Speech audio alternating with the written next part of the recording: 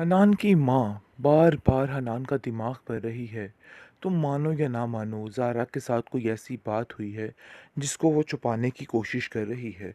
मुझे तो ऐसा लगता है कि कोई ना कोई बात उसने सुन ली है या कुछ ख़राब हो गया, जिसको सुनकर हनान कहता है कि आप फ़िक्र मत करें, सब ठीक हो जाएगा। मेरे साथ तो उसने ऐसी कोई बात नहीं की है, लिहाज़ा आपको भी फ़िक्र करने की कोई ज़रूरत नहीं है। मुझे पता है सब ठीक होगा। लेकिन ज़ारा खामोशी के साथ इन सारी चीज़ों को बर्दाश्त कर रही है और सोच रही है कि आखिर वो क्या करे कि सब ठीक हो जाए, क्योंकि वो जान चुकी है कि ये लोग वाकई में गलत थे।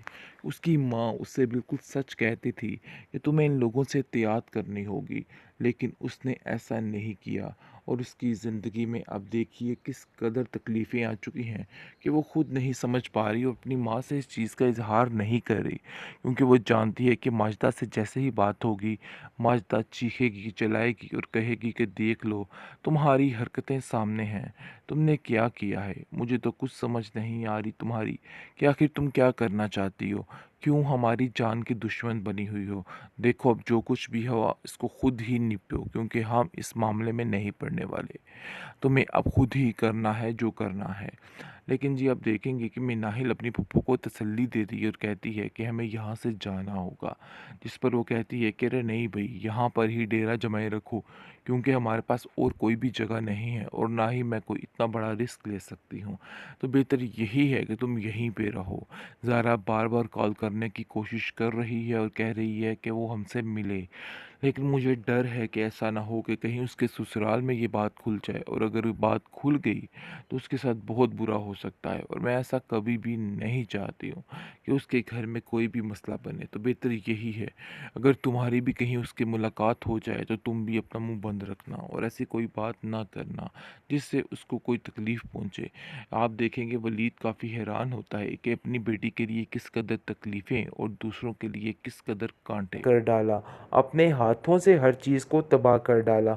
मिनाहिल देखो कितनी खुशकिस्मत है और किस तरीके से उन लोगों के घर रह रही है। उसकी तो बस समझिए कि लॉटरी लगने वाली है। जिस पर वो कहती है अपनी माँ से कि आपको भी आखिर वही घर मिला था उधर जाने के लिए। मुझे तो समझ नहीं आई कि आप आखिर उधर क्यों चली गई हैं। जितनी जल्दी हो सके वहाँ से मिनाहिल को निकालिए। ऐसा ना हो कि मिनाहिल उस घर में पक्का पक्का डेरा ही जमा के बैठ जाए। जिस पर उसकी माँ कहती है कि इस मजबूर वक्त में आखिर मैं कहाँ जाऊँ। मुझे तो खुद कुछ समझ नहीं आ रही कि मुझे क्या करना है, क्योंकि मुझे समझ आ चुकी है कि अब ये मिनाहिल क्या करना चाहती है।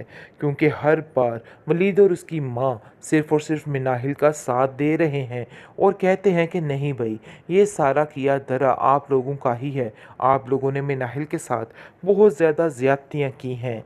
लेकिन जी आप देखेंगे कि माजिदा कहती है कि मुझे तो समझ नहीं आ रही कि आखिर किस चीज़ की ज़्यादतियाँ इसके साथ हो गई हैं। बस भी कर दे और हमारी जान को छोड़ दे। ये तो हमारे पीछे हाथ धो के ही पड़ चुकी है। हर तरह से टेंशन बढ़ा दी है मुझे इस लड़की ने। मुझे तो खुद कुछ समझ नहीं आ रही है।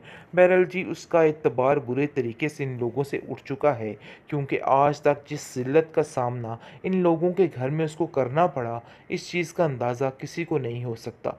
और वो बार-बार कहती है कि मुझे बहुत अफ़सोस है कि मैं आज तक आप लोगों की बातों पे यकीन करती रही और आप लोगों को अपना समझती रही। मुझे क्या पता था कि इस कदर ज़ालिम लोग हैं आप कि किसी भी तरह से किसी को भी डस जाएँगे। बहरहाल वलीद की माँ उसको समझा देती है कि बेटा पुरानी बातों को खरीदने का कोई फ़ायदा नहीं है, बल्कि इसी में हकीकत है कि तुम्हें आगे बढ़ना है। सारा ने किस तरीके से अपनी सास को इस चीज़ पर काबू कर लिया और कह दिया कि भाई ऐसी कोई बात नहीं है। मेरी माँ और मिनाहिल इस शादी में शिरकत नहीं कर सकेंगे, क्योंकि वो गहरी मुश्किल में और परेशानी में हैं। लेकिन जी आप देखेंगे कि कहीं ना कहीं ज़ारा को इस चीज़ का और इन चालों का इल्म हो चुका है कि ये लोग उसके पीछे क्या करना चाह रहे हैं।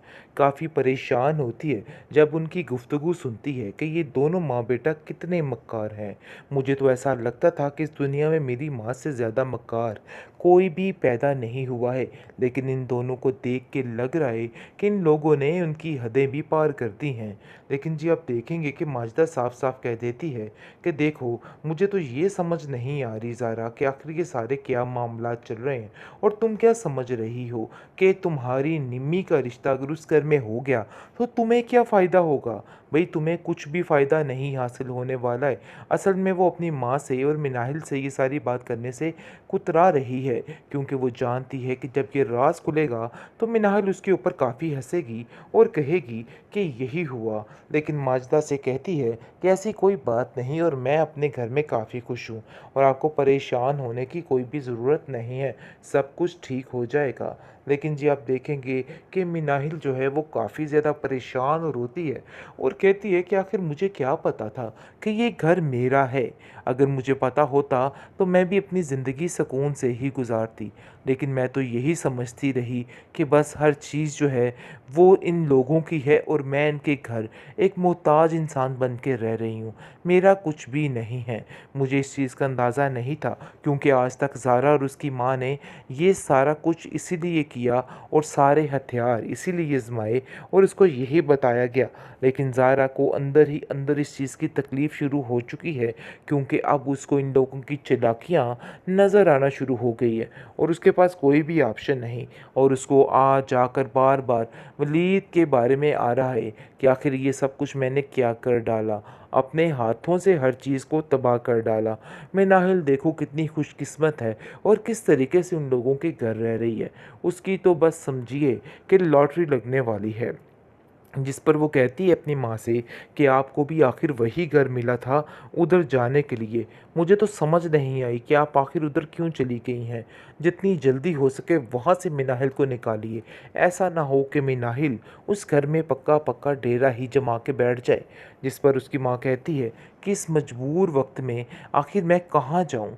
मुझे तो खुद कुछ समझ नहीं आ रही कि मुझे क्या करना है, क्योंकि मुझे समझ आ चुकी है कि अब ये मिनाहिल क्या करना चाहती है, क्योंकि हर बार वलीद और उसकी माँ सिर्फ़ और सिर्फ़ मिनाहिल का साथ दे रहे हैं और कहते हैं कि नहीं भई, ये सारा किया धरा आप लोगों का ही है। आप लोगों ने मिनाहिल के साथ बहुत ज़्यादा ज़्यादतियाँ की हैं। लेकिन जी आप देखेंगे कि माजिदा कहती है कि मुझे तो समझ नहीं आ रही कि आखिर किस चीज़ की ज़्यादतियाँ इसके साथ हो गई हैं। बस भी कर दे और हमारी जान को छोड़ दे। ये तो हमारे पीछे हाथ धो के ही पड़ चुकी है। हर तरह से टेंशन बढ़ा दी है मुझे इस लड़की ने। मुझे तो खुद कुछ समझ नहीं आ रही है।